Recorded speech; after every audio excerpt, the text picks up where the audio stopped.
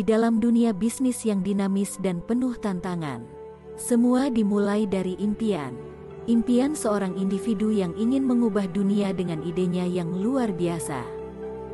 Dengan visi yang jelas, melangkah maju untuk memulai perjalanan yang akan mengubah masa depan. Dengan semangat yang penuh, tantangan demi tantangan dihadapi dan diatasi melangkah maju untuk memulai perjalanan yang akan mengubah masa depan. Impian mulai terwujud.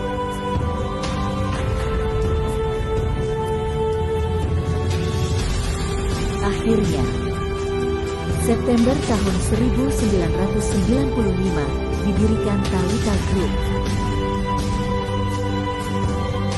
Tahun 2020, Thalita Group telah berkembang di berbagai sektor. Berpikir bersama, maju bersama, tumbuh bersama.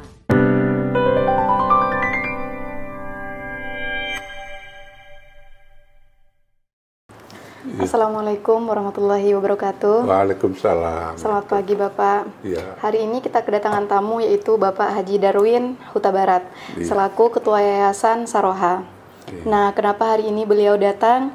Karena kami akan berbincang-bincang mengenai suatu mimpi yang harus terwujud, khususnya pada pembangunan gedung serbaguna yang saat ini sedang dijalankan oleh Yayasan Bapak. Nah, untuk itu, mari kita persilahkan Bapak Haji Darwin Huta Barat untuk menjelaskan pembangunan gedung serbaguna yang dulu menjadi impian, tapi sekarang sudah benar-benar menjadi kenyataan. Mau diwujudkan ya. Ya. Ya, makasih banyak loh atas ini. Saya merasa sangat terini sekali ya. Karena pada kesempatan ini saya diberi kesempatan untuk menerangkan ini. Jadi sebenarnya ini sudah lama menjadi menjadi suatu impian buat tetua-tetua kami. Sebenarnya sendiri sudah lama berbentuk, tapi sebelum yayasan namanya Saroha. Kami ini, tetua kami ini, para sesepuh kami ini sebenarnya dari dulu memang menginginkan ada satu wadah yang buat kami bisa kumpul-kumpul, bisa diskusi, bisa untuk misalnya ada pengajian buat anak-anak, pendidikan buat mereka. Itu sebenarnya tujuannya, sehingga sekitar tahun 2023 biar lebih legal kita bikin Saroha itu jadi yayasan. Mulai saat itulah kita berusaha semaksimal mungkin untuk bisa membuat TPQ ini gitu. Jadi tahap pertama alhamdulillah kita sekarang ini lagi pembebasan tanah. Itulah maksudnya deh. Jadi istilahnya kita mulai dari awal itu, mulai tahun 2023 menjadi yayasan, terus sekitar bulan Juli yang lewat tahun 2025 kita beli lahan untuk tempat pembangunan TPQ ini. Jadi untuk saat ini anggotanya udah lumayan ya Pak ya? Dulu kita sampai 200 kakak tuh. Jadi sampai saat ini ya kita untuk sekitar 200 kakak dah gitu anggotanya.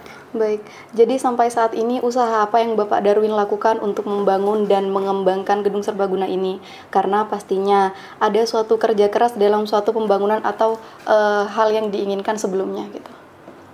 Ya, masalah ini kan kita ini perlu kekompakan, kerjasama antara anggota yayasan. Jadi saya bukan sendiri aja. Jadi semua anggota, ada para pembina, ada para penasehat atau bangun namanya itu kan. Itu kita kompak, jadinya sama-sama untuk bisa mewujudkan impian ini biar jadi kenyataan. Dan itu memang sudah bisa, langkah pertama ini kita laksanakan.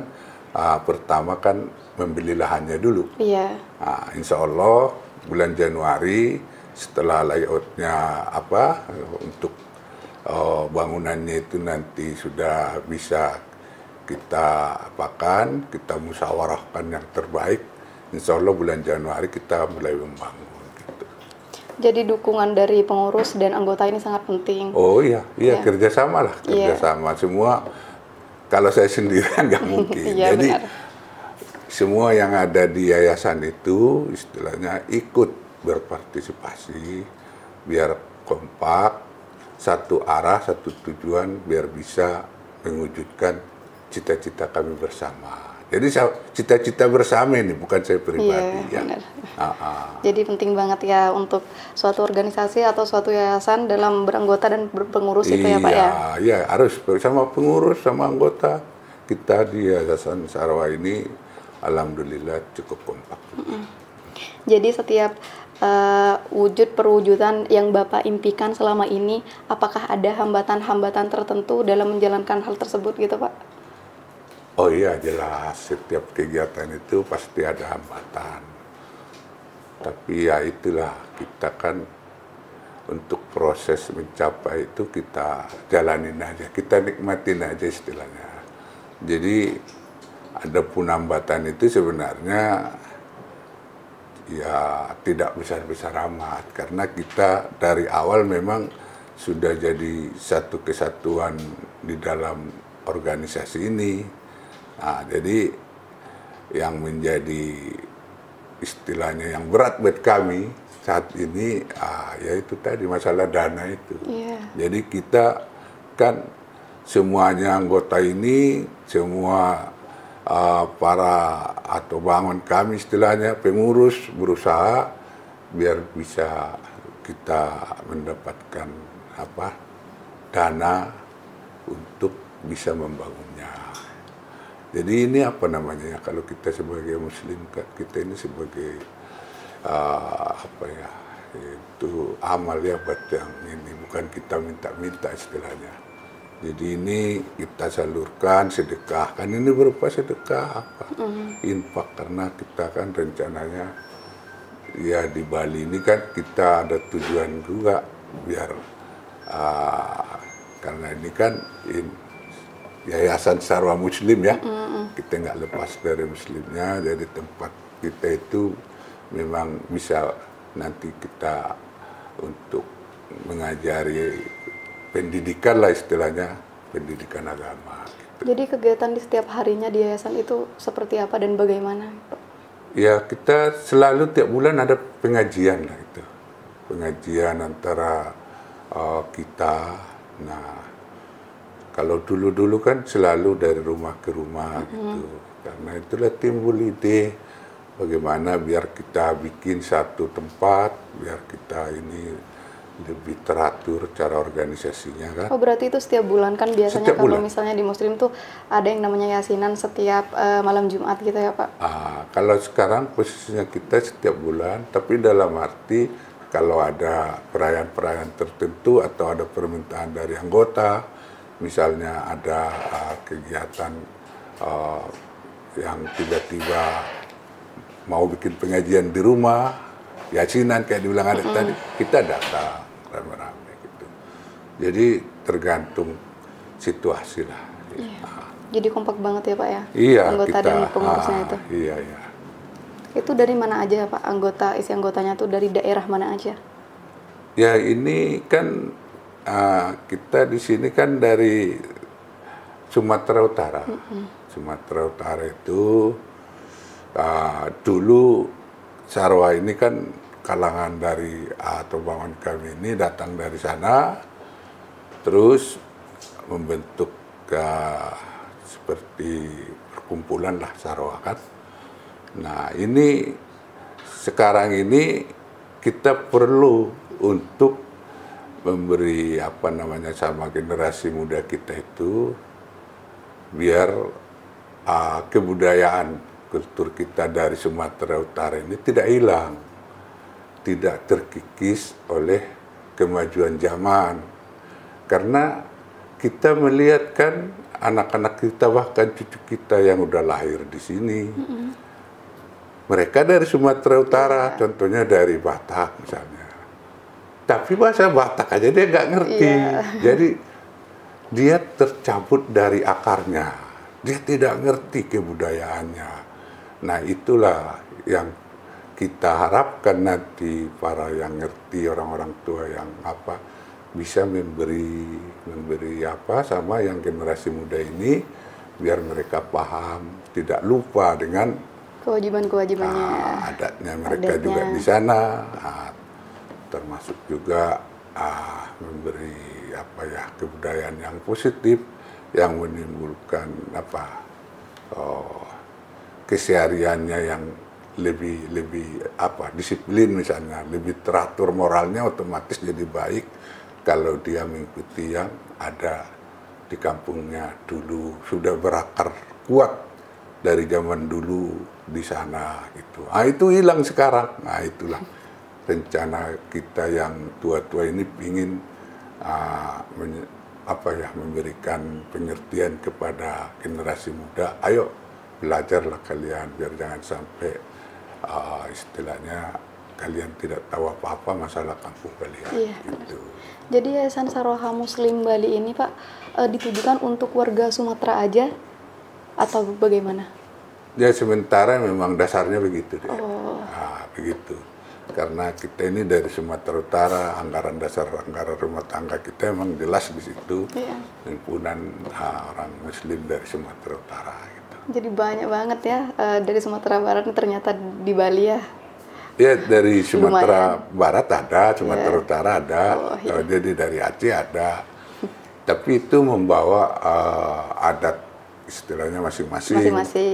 Tapi kayak kita kan ada yang berbagai agama, kita khusus Muslimnya. Gitu. Baik Pak. Terima kasih banyak untuk perbincangan hari ini. Banyak sekali pelajaran yang bisa dikutip dari yang Bapak share tadi ke kita. Iya. Jadi untuk yang terakhir, apa saja harapan Bapak untuk Gedung Serbaguna ini untuk kedepannya, biar masyarakat tuh dapat hikmah dalam sharing-sharing ini gitu Pak. Oh iya, kita mengharapkan istilahnya sesuatu yang bermanfaat nanti buat generasi muda kita, terutama ya yang membuat mereka itu lebih berprestasi ya, lebih berprestasi dan lebih apa ya, untuk kehidupannya mereka akan datang itu lebih apa dibandingkan dari sekarang kan, istilahnya moralnya mereka itu bisa lebih tertata, lebih baik, karena banyak sekali yang harus kita tanamkan di generasi muda kita ini biar enggak hilang sama sekali nilai-nilai positif yang ada di agama kita maupun yang ada di adat istiadat kita, kebudayaan kita lah saya bilang. Karena saya yakin kebudayaan yang positif itu perlu dimulai dari bawah, mulai dia dari kecil.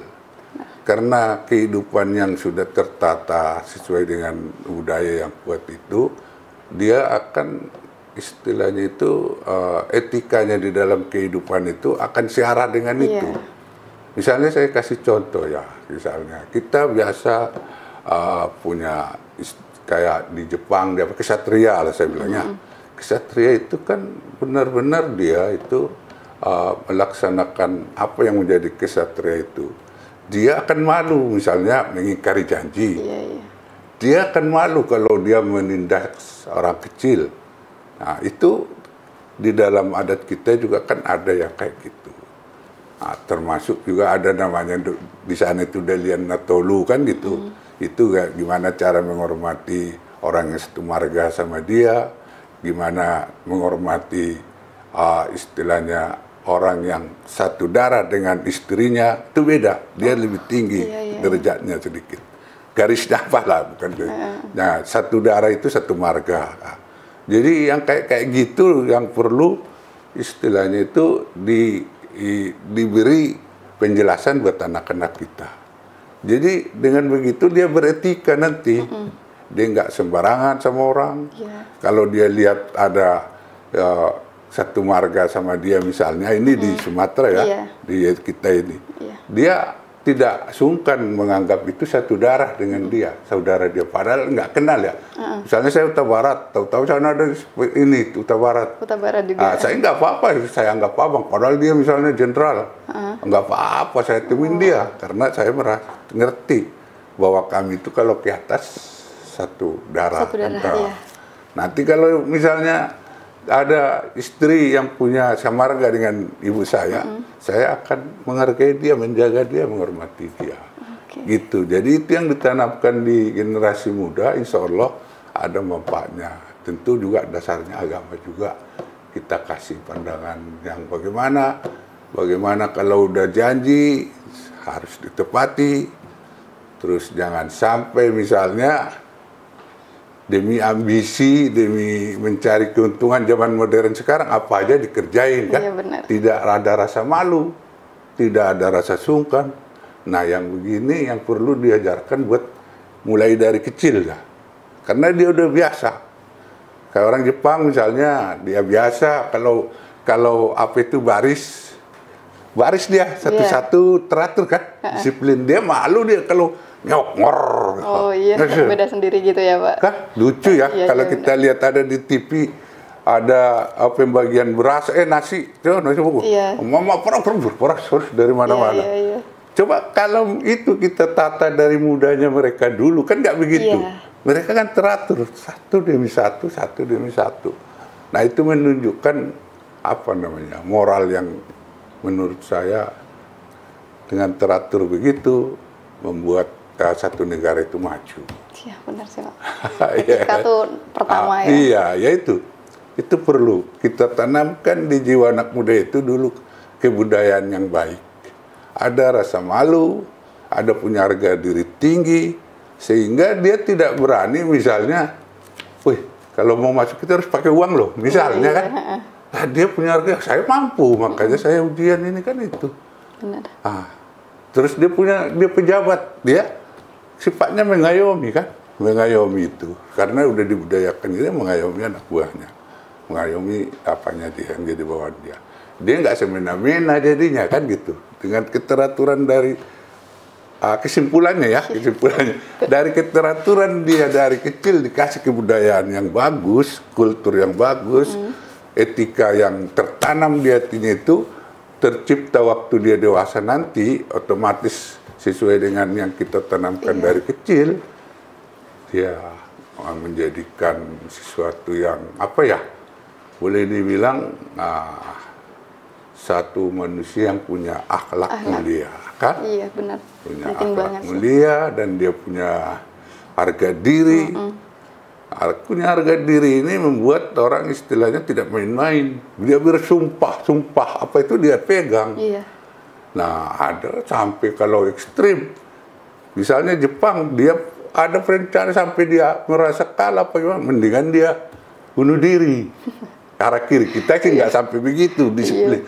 Tapi maksud saya di situ kita kekuatan dari moral kita yang diajari, kebudayaan yang kuat di waktu kecil akan menciptakan hasil yang baik nanti. Pasti. Di waktu dia dewasa. Iya. Ya mudah-mudahan negara juga akan maju kalau diterapkan hal-hal yang begini. Ya mudah-mudahan ini yang kami harapkan dari Yayasan Sarwa, singkatnya aja ya. Iya. Ya gitu aja.